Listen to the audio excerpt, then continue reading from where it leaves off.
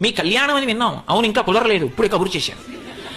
ఒక్క మాట చెయ్యాలి, మీ పెళ్లిలో ఆడపిల్లని త్రికరణ శుద్ధిగా కన్యాదానం చేయకుండా భయపడుతూ మీ మీద అనుమానంతో కన్యాదానం చేసేటట్టుగా మీరే మీ పెళ్లి పాడు చేసుకోవాలి.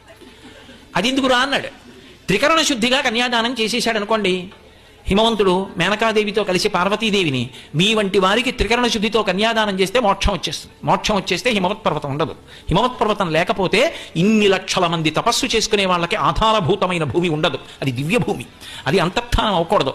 అందుకే వాళ్ళ మనస్సులో మీ మీద అనుమానం వచ్చేటట్టు, ఇతను తగినవాడేనా అని అనుమానం వచ్చి నమ్మక లోపల మదనపడిపోతూ పైకి ఒప్పుకుంటూ కాసేపు సంతోషిస్తూ కాసేపు బాధపడుతూ కన్యాదానం చేసేటట్టు మీరే మీ పెళ్లి పాడు చేసేసుకోండి అన్నారు.